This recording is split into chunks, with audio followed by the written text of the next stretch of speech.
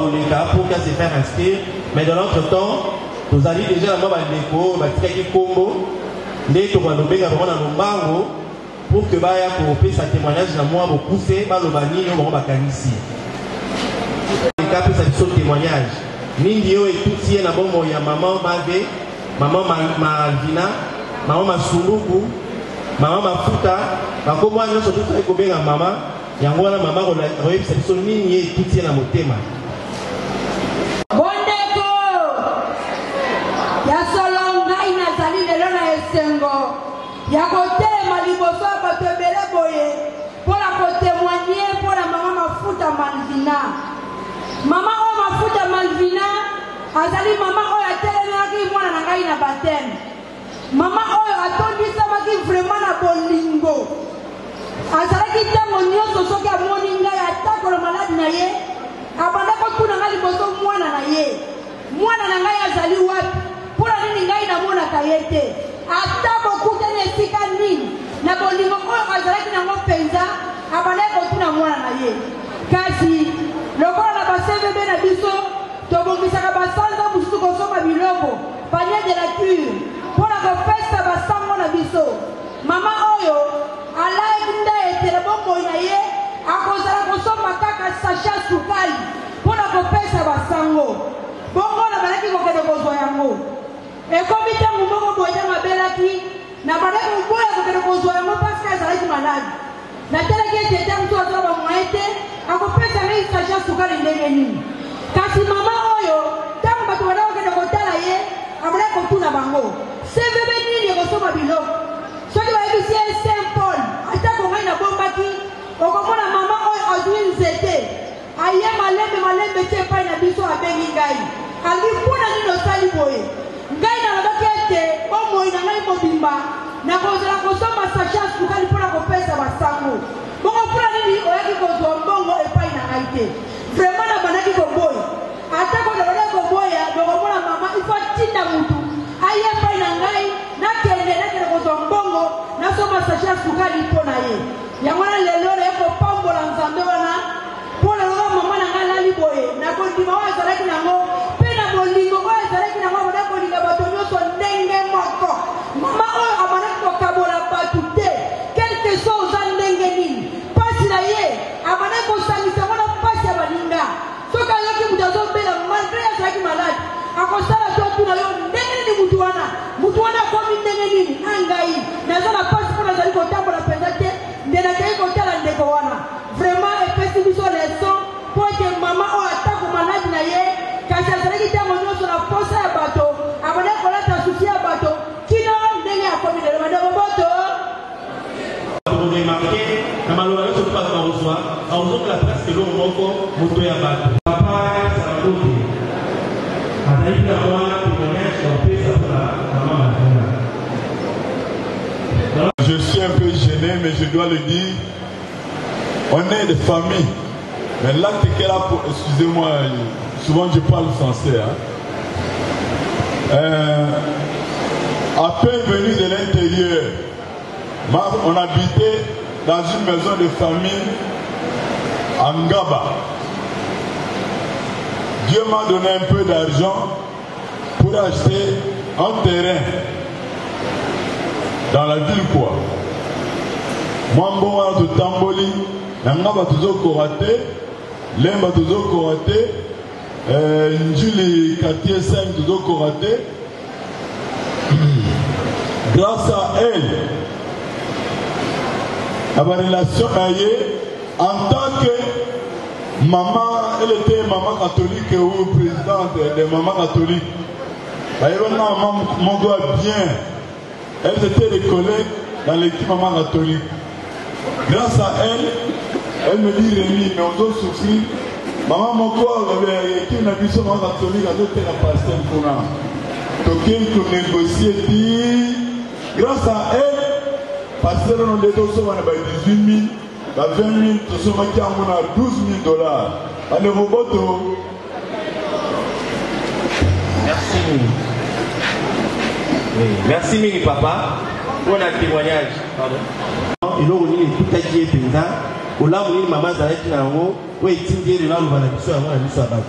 Maman Irène, à vous la parole.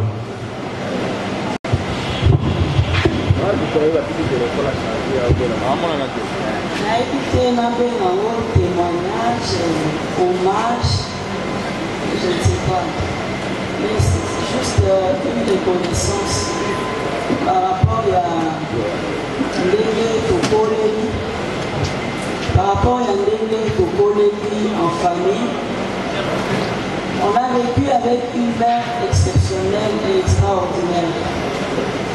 Dans ce sens que azalaki maman moko oyo ayebi komipima mpona basusu, ayebi kose soustraire pour que bamisusu baparaître na place na ye. Ayebaki oyo kombo humilité e ya motuya mpenza ezali alakisi biso nzela ya losambo na nzela ya chapelet. C'est vraiment un héritage et nous rendons grâce à Dieu pour ça. Moi, témoignage vous avez tout le temps dans l'hôpital avant à zone Samouli Monaye. Au Komona, au Kei Kotala, Yona no tuni ete, ce qui a zandé, mais on tourne à Yobatumusus. On tourne à Yobatumusus, Boni Mutuboye, Azalai Kobela, Boni bien, Boni Bana, Boni. Et encore, ce qui m'a touché, à tout moment, ils ceux qui bolingi, faire la visite ici, Bolingo Bima, il faut à la Kisayo, infirmier ou bien infirmière, mon corps. Alors, il y a Bisayo lobby, mais ça est transport, à Ozon, au moins, on a essayé dans le lobby, mais ça est transport, pourquoi? Parce que les gens sont salariés, Bafuta, Kaepo, Naïwa, lobby, mais ça est transport, à Ofuta, c'est un bon transport. Parce qu'à s'occuper d'un gaï malamou, à Sokola Kingaï, à Lessa Kingaï, bref, c'est vraiment un monument qui s'est écroulé. C'est un baobab qui est parti. C'est une mère digne de ses noms. C'est une maman avec un grand M. C'est une maman avec un grand cœur. C'est une maman qui azalaki kokabolate na ndenge tokoli ezala na quartier na balabala po eba kodiférencier biso ke oyo bana na ye oyo bana na ye te ezalaki pasi. Donc on était confondus. Donc c'est un témoignage et aussi un hommage mérité à notre maman. Vraiment, elle est partie en douceur, elle est partie sans beaucoup d'efforts, c'est du jamais vu quoi. Donc c'est avec beaucoup d'émotion ces jours-là qu'on avait appris qu'elle était déjà partie. Alors on pouvait encore parler avec elle, on pouvait encore la toucher, on pouvait encore lui poser des questions, on pouvait, mais hélas, Dieu a décidé autrement. Qu'elle repose en paix et je sais qu'elle a laissé beaucoup d'empreintes dans notre vie et en tout cas elle ne sera pas déçue. Du haut, de là où elle s'en va, je sais qu'elle portera toujours un regard sur ses enfants et une maman forte, une maman dynamique. Et elle était prête à tout vendre pour que ses enfants étudient, pour que ses enfants soient bien éduqués. Elle a sacrifié beaucoup de choses. Et la fierté, un peu d'orgueil, elle a mis de côté. Et l'essentiel pour elle, elle disait toujours, ce qui botandi, bokozala malam. Et tout le temps, elle nous rappelait, ensemble, vous êtes plus forts. Donc nous devons rester unis. En tant qu'enfant, en famille, c'est une maman, je ne sais pas, pleine de qualité, pleine de douceur, je ne sais pas. Vraiment, que le Seigneur la reçoive près de lui. Merci beaucoup.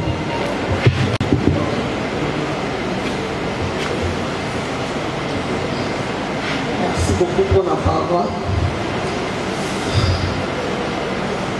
Nzambe pesanga makasi.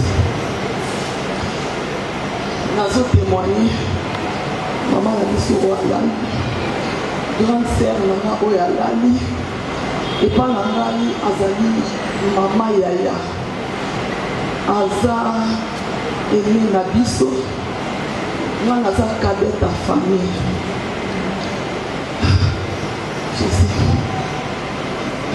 Grande sœur babokolaki ye nde babokolaka mwana nyonso epa bapara na biso, batangisi ye classe, semeki na biso abali ye, ntango abalaki nga azalaki na nabotami te, aboti mwana liboso ya mibale ya misato mama na nga ayo kobotanga, me nakoni epa mama na nga te, bango nde bato babokolinga, tozalaki basi misato, bango mibale ya liboso nga nde mwana suka.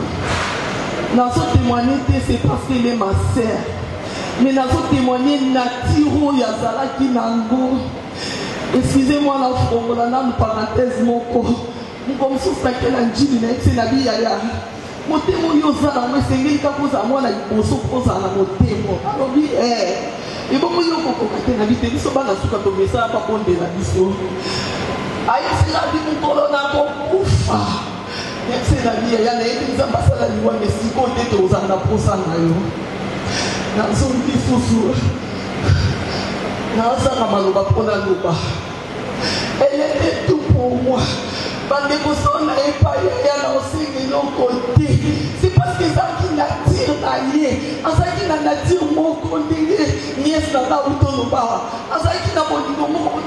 Dès que dans son côté, à la parcelle, la première des choses avec un bon aïe. Maman n'est pas pressée. Donc elle est la vie, elle a mis la chose à la pressée. Après nous présenter la parole, soit dans un bon moment pas ici. Elle dit moi on a ça sous casso mon yaye yambakaye. Bande bonio so na zaki na moposa la vie na ya na banda ko tsela na. Azaki so kaso pesa ngendo ko pesa ngendo ko kala te o ya lata. Ida se pende no como que pano kana vie ya pesa ni la mabishe. Moi pesa nge ya yampa atika le ko pesa nge no kakala te o ya lati na msoto ne te pa pesa lasika na zaki na biti so ina uti e palanga avana sala uwenze no ifina enti mapele pano c'est na ya moni bien atulinga o la mani na bina ibita do ibatende ande ko tinda bon wana a commencer par maïs même na bi na zalango amane ko isanga bi ngande na za ya na za na devant ya kopesa yo et non yo le ko za na devant kopesa na et la fait cette habitude la notion na ke ai si bon il faut mala nzubwa et donc on y oseza bande ko ya aza mwana liboso na famille ya mama na ya papa donc mwana liboso côté ya papa côté ya mama.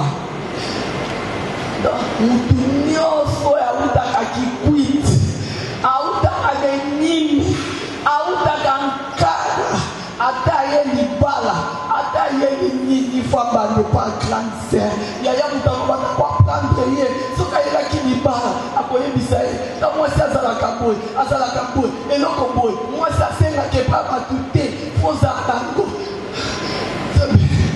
nzambe nayebi te naza confise ye bongo na ngai nayeba te nzambe nati wana eza deja temps mpona kopi yango lisusu yaya nzambe anabatela biso te nazalaki na grande sœur moko na banda kobeta tolo partout na banda kokende na bi te nazalaki fier na ndeko na ngai na mwasi c'est parce qu'elle était tout pour moi nzambe. Tobeteli maman Maboko. On sent vraiment de l'émotion. Quand on le voit moi, jamais on joue à son allié fouté. Imaginez. Celui là, la commune, il a pas le canal qui imaginez la vertu à maman Maboko. Donc, on est vraiment émotionné. La canissa ici parfois la témoigner. À une section maman a dit pour la Maboko, pour la Maboko. Rapidement. L'une de ces petites filles, aotali ya biso mwa discours tolanda bokeli nini mwana akoloba na biso par rapport ya relation ye na koko na ye ondo ya bandeko na ye nyonso tu bazali mpe bakoko lokola. Et cousines, distingués invités, bonjour. Ici, nous vous témoignons tous les bienfaits et toutes les valeurs de notre grand-mère. Mavé, toi qui étais douce et toujours tendre avec tous, et toujours aussi affectueuse, tu avais des défauts, mais qui ne se remarquaient pas. Toi, la belle femme, la femme forte. Tu as toujours été là pour les autres lorsqu'ils avaient besoin de toi. Jamais nous avons entendu une personne se plaindre à ton sujet ou encore dire du mal de toi. C'est rare d'avoir des personnes comme toi. Tu es un bijou rare pour nous. Tu étais toujours souriante et radieuse. Nous, tes petits-enfants, nous sommes là aujourd'hui pour te rendre fier. Et les gens diront plus tard, ces enfants-là, ce sont les petits-enfants de maman Malvina Masumbuku Mafuta. Même si elle est partie, ces enfants-là continuent et continueront toujours de la rendre fière. Toi qui étais tant aimée par tout le monde. Et aujourd'hui, tu es parti. Nous l'acceptons, mais avec difficulté. Car tu es d'une grande perte pour nous. Mavé, nous voulons que tu saches que nous t'avons aimé, que nous t'aimons et que nous t'aimerons toujours. Tu comptais, tu comptes et tu compteras toujours pour nous. Sans toi, nous ne serions pas en vie. Car si tu n'avais pas mis nos mamans et nos papas au monde, nous ne serons pas là. Alors, Mavé, nous voulons que de là où tu es, que tu saches que nous ne t'oublierons jamais. Que ton âme repose en paix. C'était les témoignages des petits-enfants pour notre grand-mère. Nous vous remercions. Merci beaucoup. Tobetele Maboko Makasi. Tobetele Maboko Makasi.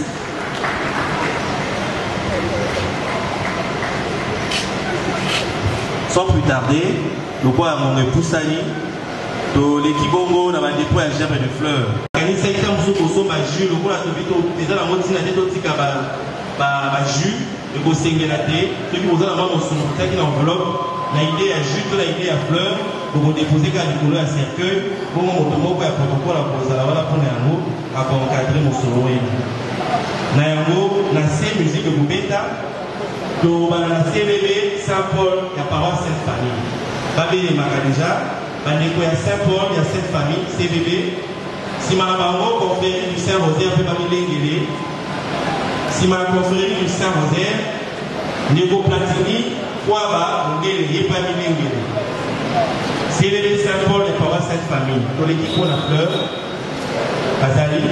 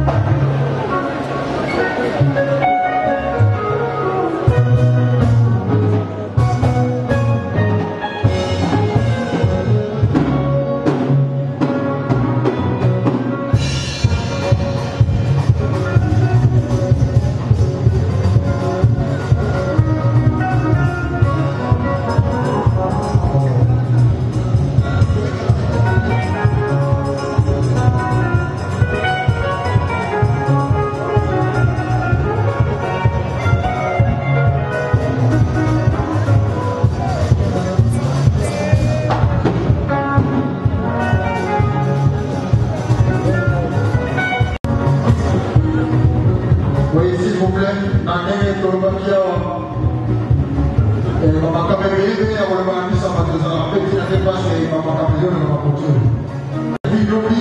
pense bien, pour ceux qui viennent retrouver un cours de sujet, nous allons un système de ça là. Alors, la mission de c'est le coup d'envoi. Si on a 10 francs, 50 francs, 1000 francs, après les matchs de libération, de revenir pour ça, on va transformer ce match par rapport. Donc, Yara, viens.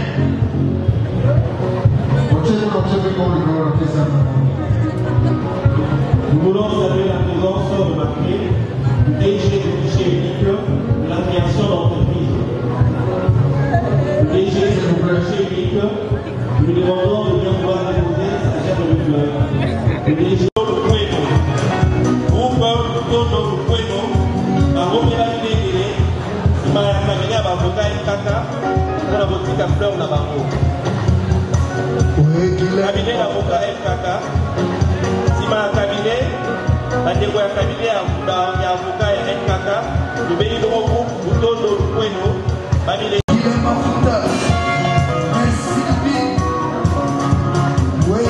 Patrick Mafuta, Mimi Mafuta, Nani Mafuta, Tolela, Mabel.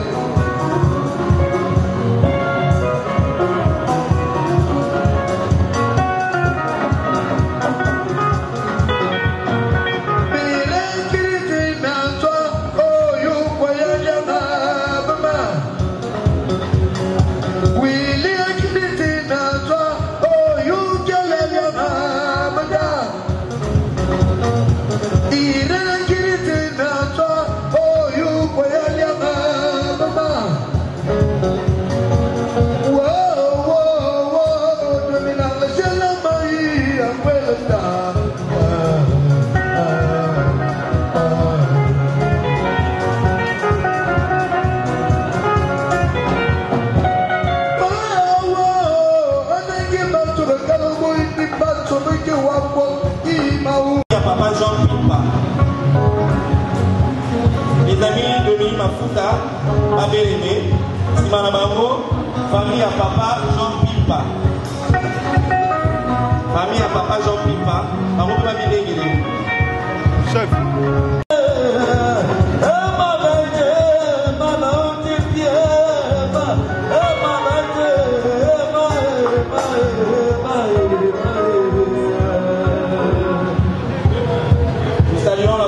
Remarqué du conseiller principal du chef de l'État chargé des infrastructures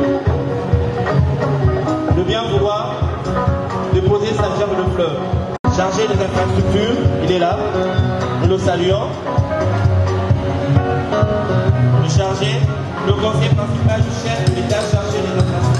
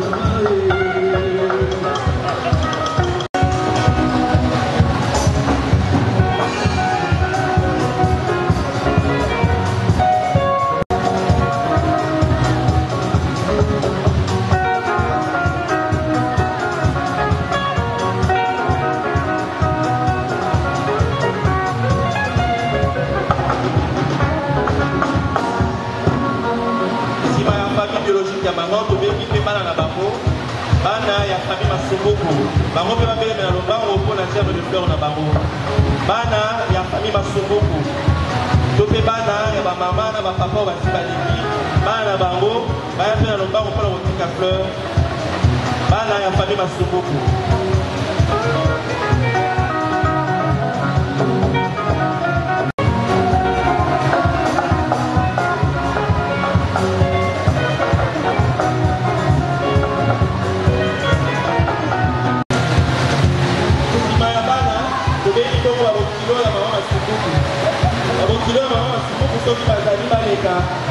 abokilo ya mama Masumbuku na lombango otoleka mpo na kotika fleur abokilo ya mama Masumbuku basi ya bana na bango basi ya bana mama Masumbuku babokilo na ye tobeli bango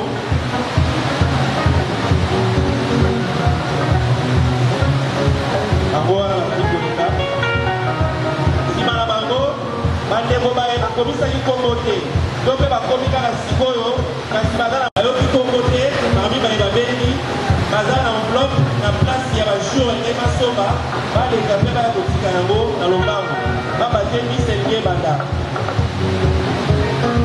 bandeko baye bakomi to mpe baza na enveloppe mpo balingi basomba fleur baza na enveloppe baleka batika yango na lombango mpenza babate miselenge banda dans quelques minutes bandeko baye bakomisaki kombo te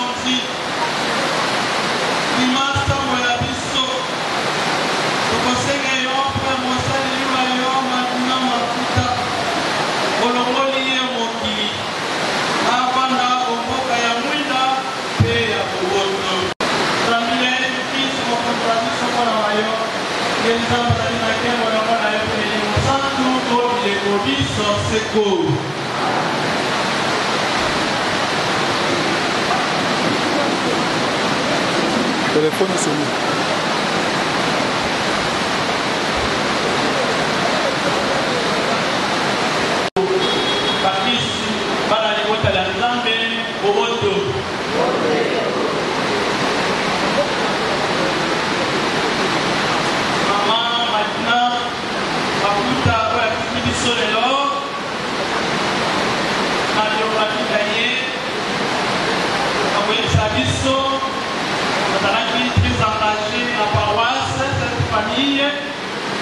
Et si Gadalaki, maman présidente, il y a ma maman catholique.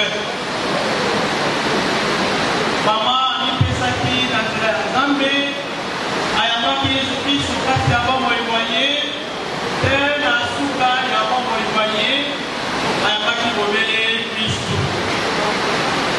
Madame Maye, tout le temps, il y a des côtés qui s'habillent, la soeur Bandeko. Nous avons dit, awa, nous avons dit, awa,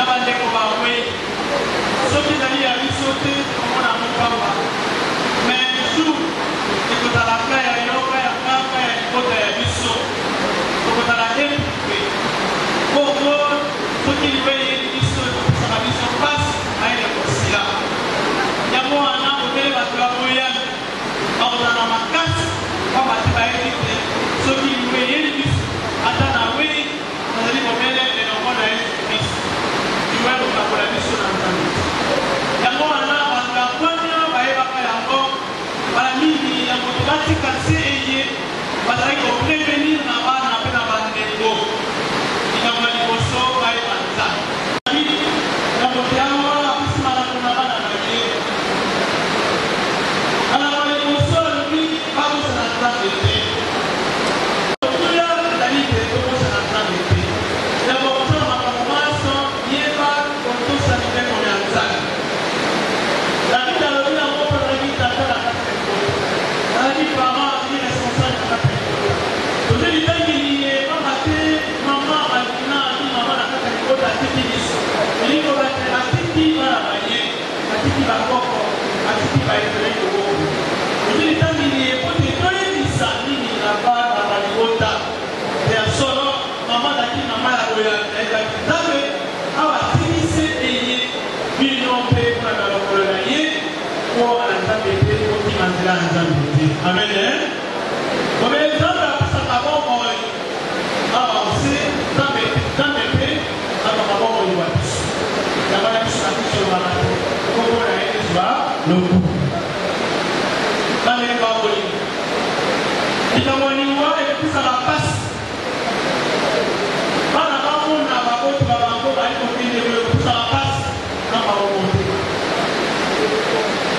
bana mingi tokozaka badesizio soki emetre cher atiki biso kasi toyeba te liwa ezali mokano ya nzambe nzambe apesaka biso bomoi opele ye moko mpe azaka desizio kotiaka bomoi wa biso e moko na moko ya biso atikaka sele ye na bacirconstance ya ye basusu bakotika sele na nzela ya aksida basusu bakotika sele na nzela malade ndenge na nini yango wana circonstance ya ye mama ya biso ya solo akutiki na ndako na pasi alaki na kati na ye malgré pasi ati okati ya ye ntango tokisaki lekula première fois amonaki bomele esengo okati ya elongi ya ye ekoka kokokisa mpona litomi ya samuela yesu ayebaki yango te tokotika se ye moko mpe asalaki expérience ya liwa abibisaki bato bayebakukaki apesaki bango bomoi kasi sana akomaki ngala ya ye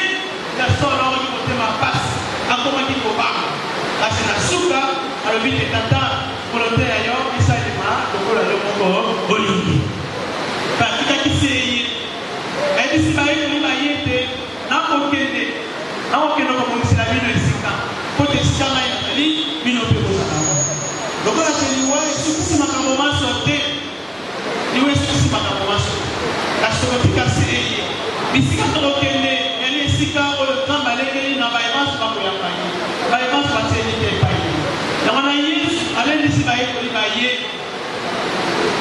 ondako ya tata bisika bazali mingi nakei kolengela bino esika po te esika ngai nazali bino mpe kozala wana malobama ye kobangisa biso te soki ndeko na biso akoyami ya wei soki ndeko wa ngai ya wei nakotiko maboko ma nzambe mabati nayebi te liwa elisuka makambo manso ye nakolakisa biso ata towei awa se soki totie motema na ye soki toyambi ye tokose retrouve ensemble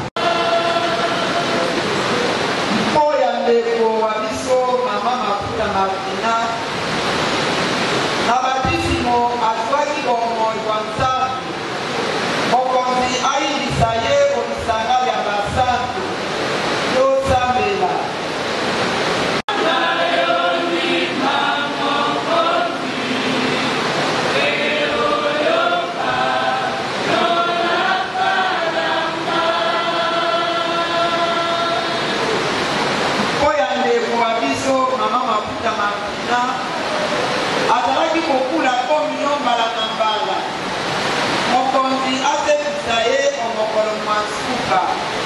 tosambela.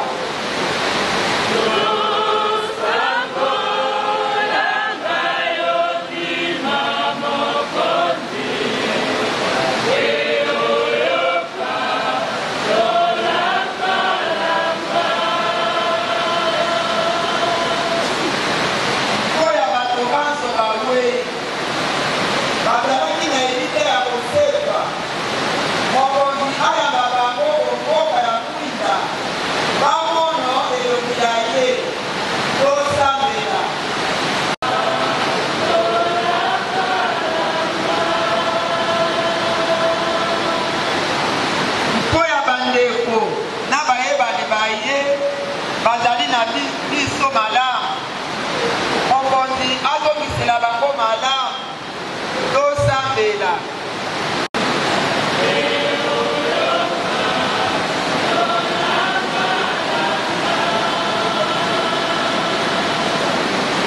mpo ya biso banso tosangani awa olosambu mokonzi asangisa biso lisusu obokonzi bwaye bwa tembo tosambela.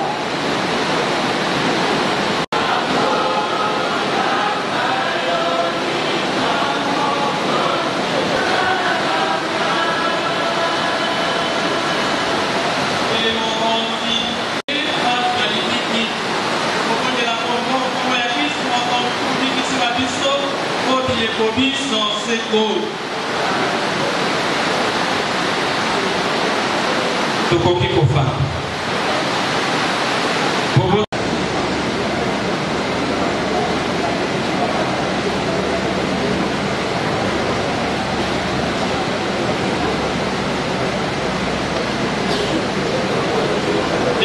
Ici bango kolia akamata pekeni atolio lisusu apesi baye koni baye alobi kamatani komele yango bino baso yeye ezali keni ya makila makai makila mabondeko bwasika mpe bwasiko bakosopana mpo ya bino mpe mpo ya bato baso matikati ozwa bolibisi bwa masumu osalaka boye mpo ya kokelisa ngai.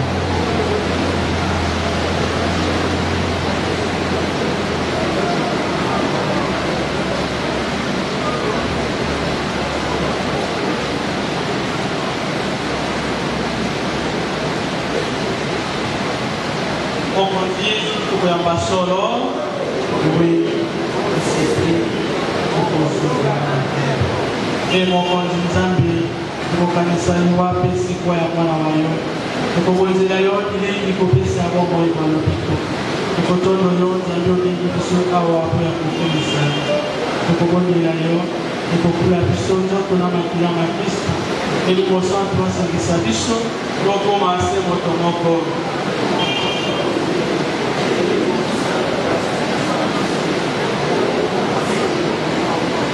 Mokonzi kanisa eklesia palanga diose mobimba okolio kanisa papa wa biso François ne biskopo wa biso Laurent Cardinal Mosengo na balanga nzambe banso.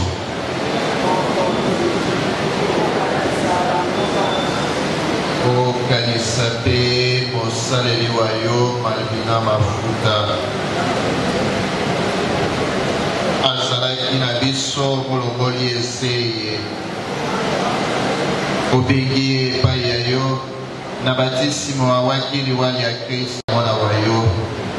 Okanisa mpe bandeko ba biso bawe bazalaki na elike ya koseko. Okanisa bayebanso batikisi koyamba bango boka yo bamona elongi ya yo.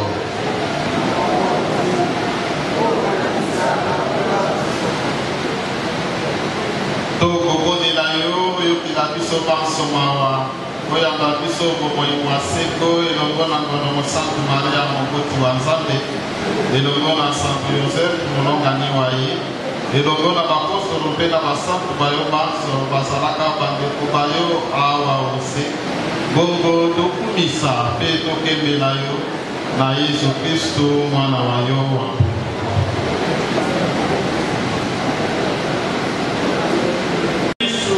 elongo na ye mpe okombo ya ye tokopesa lokombo mpe nkembo na yo tata bokasi bonso mozali leni mosantu nzambe moko oyo bileko biso seko atindi biso banso motema moko tokoki kosambela boye tata wa biso ozali olikolo bato bakosa kobolela bandima bokosibala oyeyo basala yango se lokola bakosalaka olikolo pesa biso lelo na ndenge ya mokili mokolo ebisa babeka biso lokola biso tokolimesaka baninga salisa biso na masikina te mpe okitisa biso mabe tokobondela yo mokonzi okitisa biso mabe maso kopesa likolo ya biso boboto na lisalisi ya kolo ya yo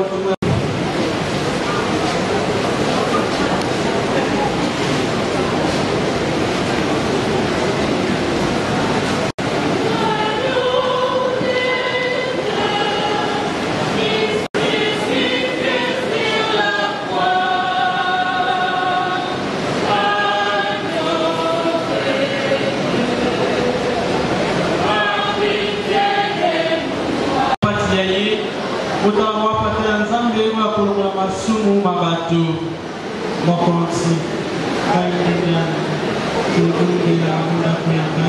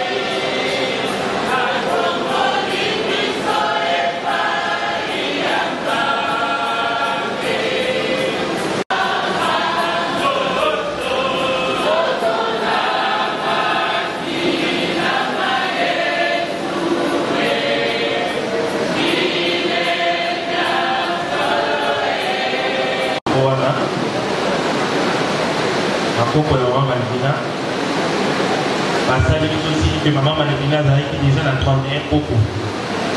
Donc, il était élevé. À ta parole, nous sommes tous à présenter délégation à Boana, à Coco Nae. À Coco et maman Malvina, à Boana.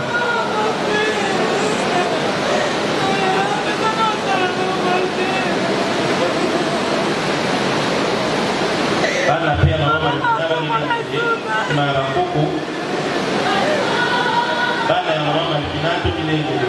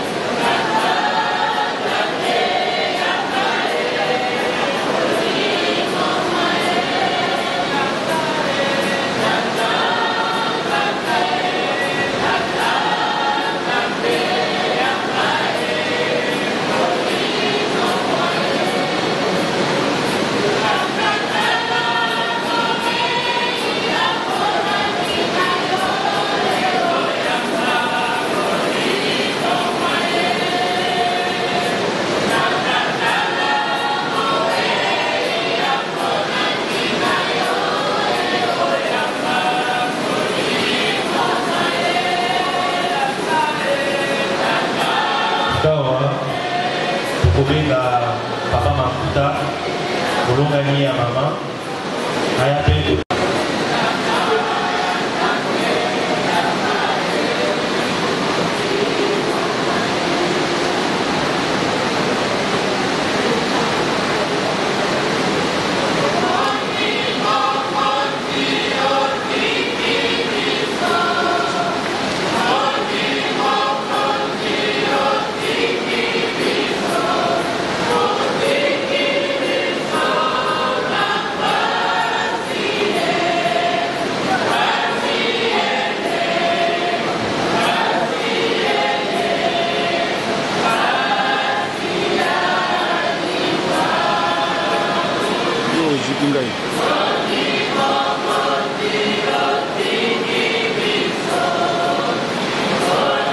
Papa, yo.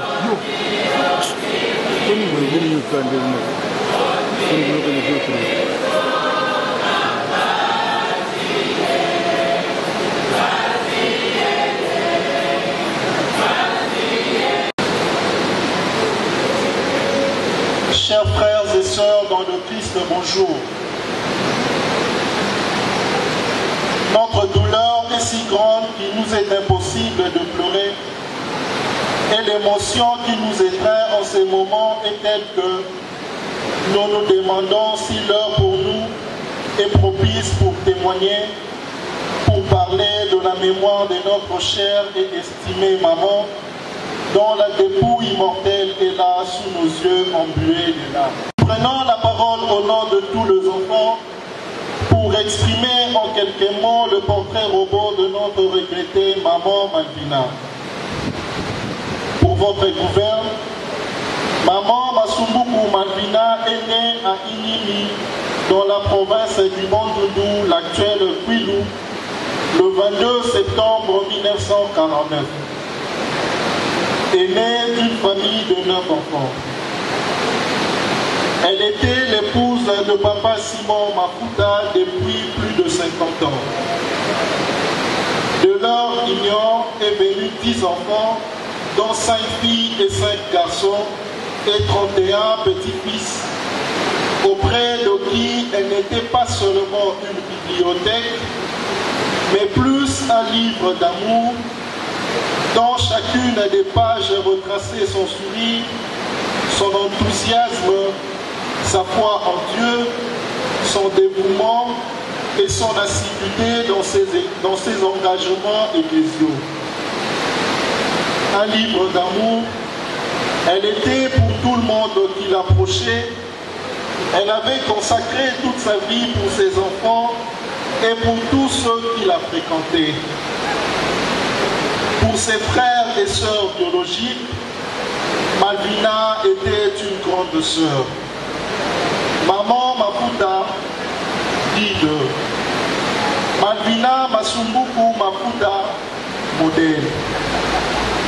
Il faut dire que Malvina n'avait élevé non pas que ses propres enfants et petits-fils, mais aussi tous ceux qui venaient de partout et se soumettaient à son affection maternelle.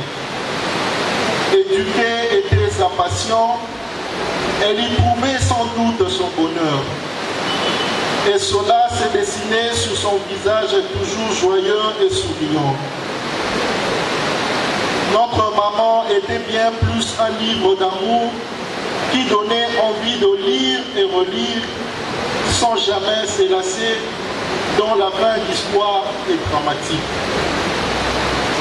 Elle avait connu bien de preuves qu'elle n'avait jamais choisies, parmi lesquelles sa maladie. Celle-ci l'avait terriblement affaiblie au point de le teindre si vite, alors qu'on désirait la voir sous nos yeux encore et encore, même sur son lit de malade.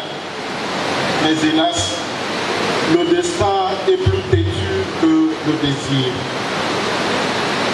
En 2016, le 27 mars, un dimanche de Pâques à 17h, maman Malvina tombait de sa maladie pour une première fois, frappée d'un accident vasculo-cardiaque qui lui coûta une paralysie de membre droit de son corps. Et cette dure preuve n'était pas facile à surmonter, ni par elle, ni par nous qui la voyions dans un autre état que d'habitude.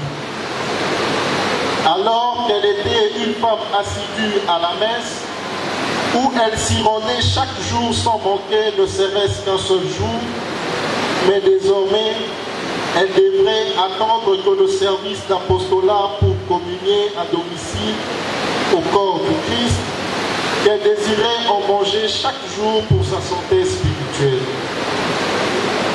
Maman était très dévotionnée à la prière du chapelet, au point de s'enrôler à la confrérie du Saint-Rosaire, où elle y passait plus de temps à prier avec les autres. Maman catholique dévouée, à telle enseigne qu'elle piqua 2 mandats successifs en tant que présidente de ces mouvements.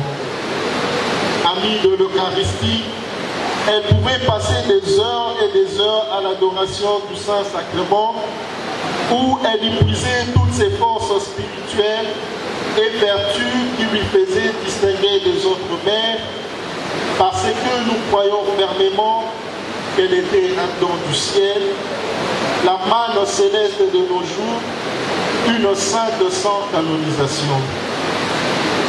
Par ailleurs, 2 ans plus tard, soit le lundi 17 septembre 2018 à 17h toujours, maman a fait une deuxième crise que nous pouvons qualifier d'odieuse, car avec cette crise, notre maman ne pouvait plus nous parler convenablement.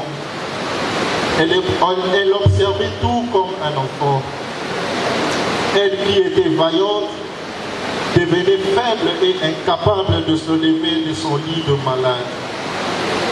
Si on pouvait changer la décision de Dieu, on l'aurait retenue en vie, car nous étions tous là pendant qu'elle rendait l'âme dans le silence total, sans nous dire un seul mot. Heureusement qu'à travers son regard si tendre de derniers instants, on pouvait comprendre qu'elle nous disait « Je vous aime et restez tous unis ». Pourquoi la mort?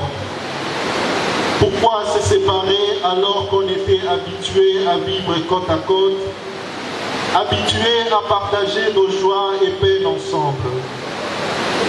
Pourquoi, maman, tu n'as choisi que cette fin d'année pour partir, alors qu'on avait encore des choses à faire ensemble, telles que la fête de ton septuagénaire l'année prochaine? Laisse-nous te dire en ce jour que rien ne pourra combler ces vides que ton départ a créées. Tu nous manqueras au point que nul ne peut imaginer. Mais nous espérons que de là où tu seras, tu guideras nos pas. De ton vivant, tu étais le ciment qui reliait toute ta famille, le grand arbre sous lequel tout le monde venait se reposer. Devant ta dépouille mortelle, maman, cette unité dont tu étais l'artisan infatigable se perpétuera. Nous en faisons le serment devant toi, maman. In fine, nous disons à tous et à chacun que s'il devait garder une image de notre maman affectueusement appelée Mabé, que ce soit cette phrase, elle a vécu en faisant le bien. Maman Malvina, tu as réussi ta vie de femme, de mère et surtout de chrétienne. Maman Malvina, merci d'avoir pris du temps pour nous aimer toutes et tous inconditionnellement et sans jugement. Maman Malvina, à jamais dans nos cœurs. Maman Malvina, nous te souhaitons un bon voyage dans l'éternité. On s'y retrouvera. Maman Malvina, Opema na Boboto. Maman Malvina, merci 1000 fois. Nous t'aimons et pour toujours tu resteras gravé dans nos mémoires.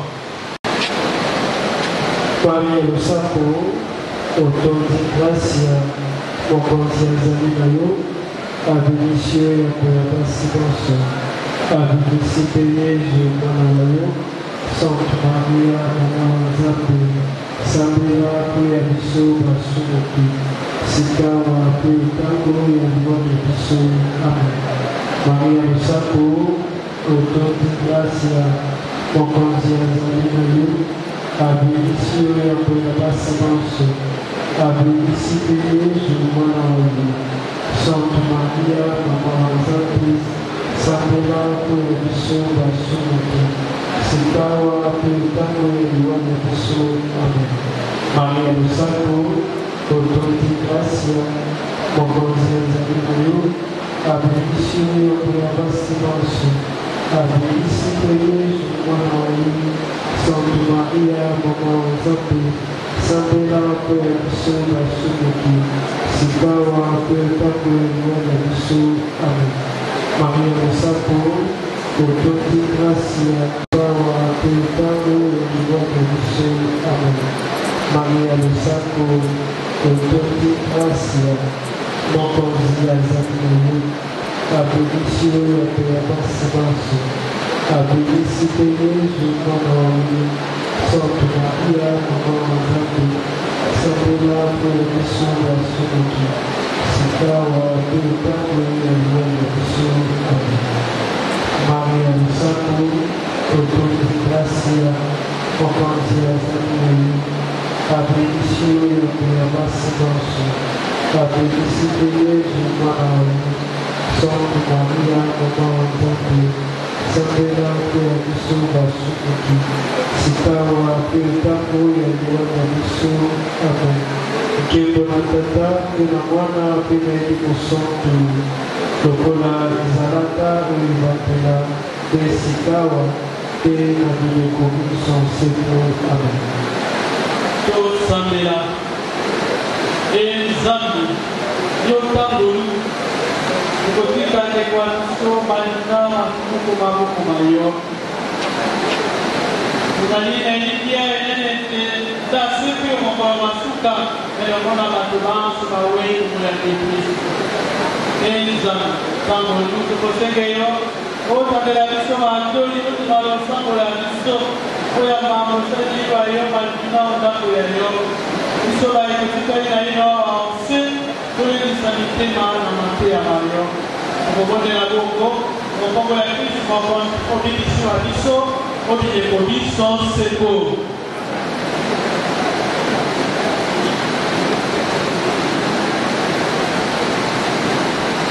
iwa te ekabolaka alongani omo tokobelisa papa na sambo eklizia kote atikala na boboto awa na bana baye mama kotaki ye mpe akende na boboto azala oyo akosambela mpe mpona libota oyo atiki bongo imesanomi ya biso ekozala te akosenge tuki ndeko ya mama Malvina azali awa akopusana ndeko moko mpe ndeko ya papa akopusana awa po ya bobendisi ya papa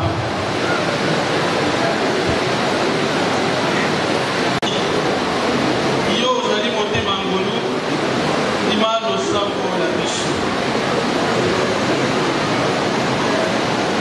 Nzambe tata wa ngolu mpe mobondi wa bato oyebi manso oyebi mpasi ezali na ndeko ya biso Simo Mafuta akolela bolonga liwanye tokobondela yo kopesa ye bwanya bwa yo ayeba ntina ya bomoi wa biso bakristu olendisa ye obatela ye azala mwana etike te opesa ye nguya akanga motema okati ya pasi ya ye na ntina te azwa esengo olakeli banso bandimi pasi ya bango okombo ya Yesu Kristu mpona tosengeli kolanda ntango miso ye azali na nkembo elongo na yo mpe lelimo santu lelo lobi mpe bobileko biso seko nzambe wa bokasi nyonso mpe mokonzi wa bato abatela yo mpe abebisa yo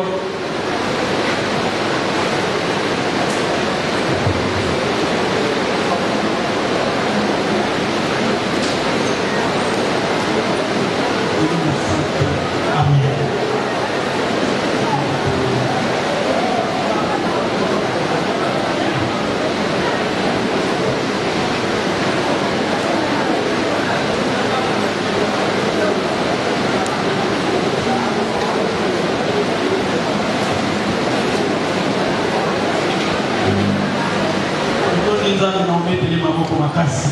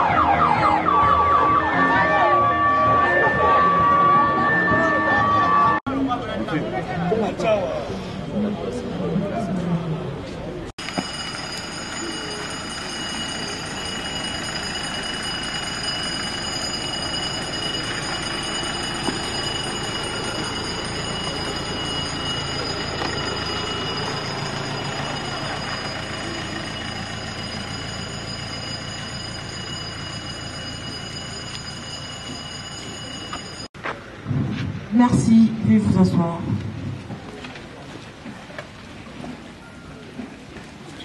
Par cette citation de Christian Boutin, qui dit « Ce que j'ai perdu est irrattrapable. Je n'ai pas ni des objets, ni des biens, ni de l'argent, mais des êtres. J'ai perdu des êtres qui étaient, pour moi, source de soleil, mis en terre. Mais moi, je continue à en recevoir les rayons.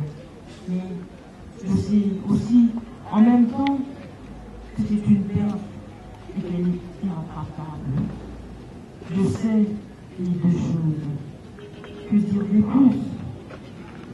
Chère famille, chers parents et amis, la présence sur cette place de l'éternité, dans cette cité bien fleurie de la métropole, notre patrimoine mémorial commun, de vous tous qui êtes venus accompagner maman Massouboukou Malvina dans son dernier voyage et son retour sur terre, est un signe qui parle de lui-même et qui exprime à suffisance l'amour et l'amitié qu'elle portait envers chacune et chacun d'entre vous. Les pages de l'histoire de sa vie renseignent que maman Malvina Masumbuku, affectueusement appelée Mavé, est descendante de la lignée parentale Masumbuku Ikita, du village Inul, où elle naquit le jeudi 22 septembre. Et voilà, elle s'en va, ce jour dans la félicité éternelle, rejoindre tous ceux qui l'ont précédée. Octobre 2018, ici à Kinshasa, loin de ses terres natales, après une traversée de 69 ans de vie sur Terre. Une traversée marquée par une vie professionnelle très laborieuse en tant que mère au sein du Bureau international de travail et de nombreux coûts du travail des pays. Mais un métier qui est l'un des plus gratifiants au monde, car sa rémunération, dirais-je, a une valeur inestimable. De la confrérie du Saint-Rouvert, à la paroisse Sainte-Famille. Chère maman Malvina, ta famille, ton mari, tes enfants, tes petits-enfants, tes amis et tes connaissances, ainsi que tous ceux qui t'ont connu et apprécié, tout le monde est là. Nous sommes tous là pour te dire au revoir et te rendre un dernier hommage. Tu pars avant nous, bien trop tôt, bien trop vite. Et ta disparition nous rappelle comme une évidence. Comment les oublier?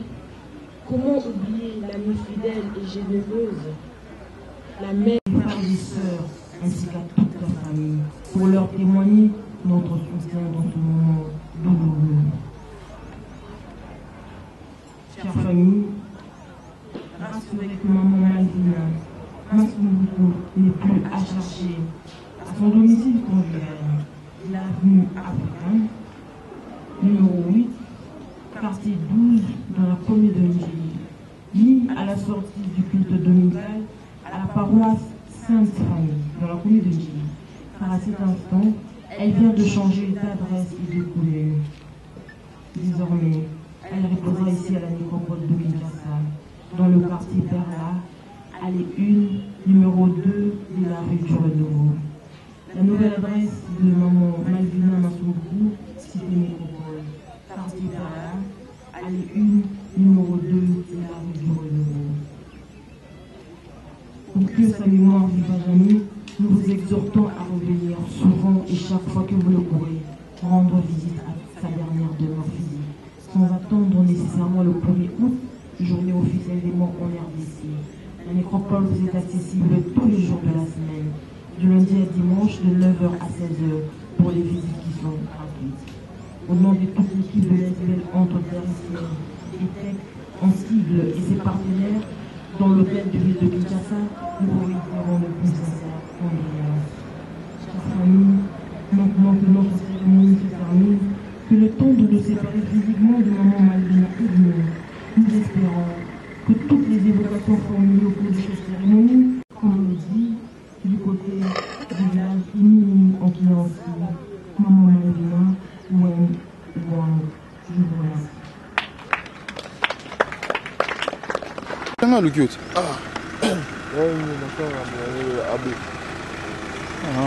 Il va te bénir.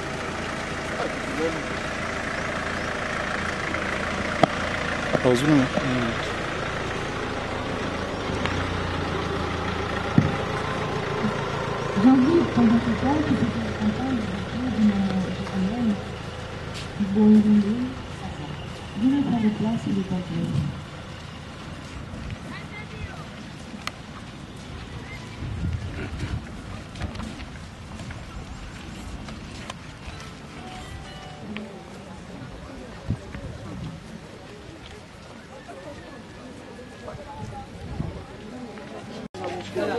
Mtena lugha chaso.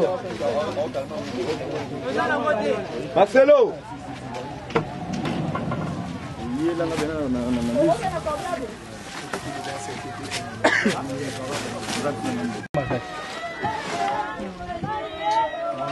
Kembisi batu.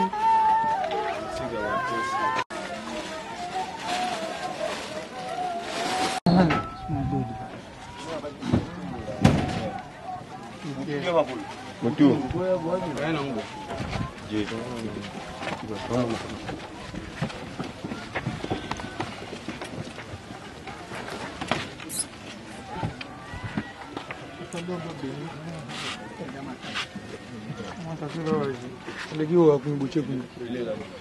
azala na bino tosambela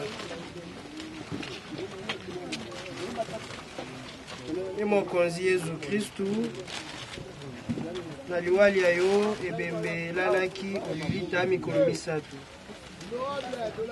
wana osantisaki malita ma bato banso bayambi yo sikawa benisa lilita lie ndeko wa biso mama Malvina alala na boboto kino mokolo okosekwisa ye mpe mwinda mwalobiko mokotanela ye mpe ozali na bomoi mpe na bokonzi o bileko biso seko.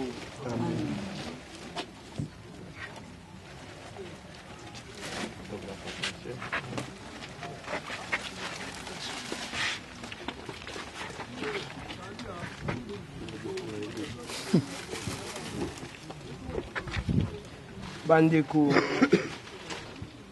awa nzambe abiangi ndeko wa biso mama Malvina masumbuku mafuta tokokunda ebembe ya ye mabele ezonga esika nzoto eutaki kasi Kristu moto aliboso asekwi obawa ye mpe akobongola nzoto eyekufi ekoma nzoto ya nkembo lokola nzoto ya yemei sikawa tokotika ndeko wa biso omaboko ma Nzambe akamata ye oboboto bwa ye asekwisa ye omokolo mwa suka okozongisa nsima na ngai tokosenge yo oyoka biso sikawa banso elongo tosambela mokonzi wa biso Yezu Kristu ye moto alobaki moi moto ayambi ngai ata awei azali na bomoi mpe moto azali na bomoi soko ayambi ngai akowa mokolo moko te tokosenge yo oyoka biso Kristu otangaki mpinzoli tokosenge yo oyoka biso ndeko wa biso akulaki nzoto ya yo mbala na mbala na komunyo esantu obianga ye sikao ali alimpati obokonzi bwa yo tokosenge yo te oyoka biso biso tozali na mawa mpenza mpe tokolela mpo ya mama Malvina mama wa biso awei olendisa biso na elikya te tokomona ye lisusu obomoi bwa seko tokosenge yo te oyoka biso kombo ya yo bandima bokonzi bwa yo mpo elingi yo basala yango nse lokola bakosalaka olikolo pesa biso lelo bile bya mokolo na mokolo limbisa mabema biso lokola biso tokolimbisaka baninga salisa biso tondima masengenya te mpe obikisa biso o mabe manso na yo bokonzi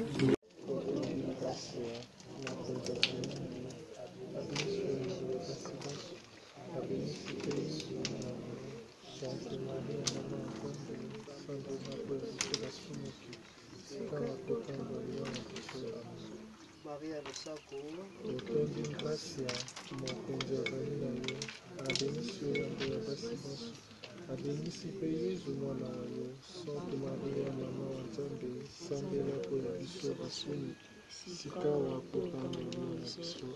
Maria Lusako, auteur d'une grâce, mon conservateur, a béni sur la basibance, a béni si payé, je m'en ai, Sainte Maria, maman Nzambe, Sambela pour la biso basuni, Sikawa ntango eliwali ya biso nkembo na tata mpe na mwana mpe na elimo santu lokola ezalaka ebandela mpe sikawa mpe na bileko biso seko. Amen.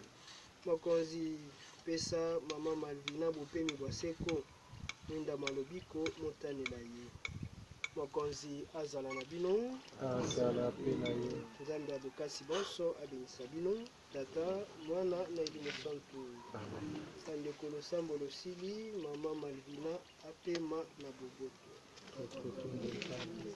fami bokola na ndambo bafre mpona kotiela papa na kati ape baotia mama aza mama aza papa kotiela mama fre kotia na kati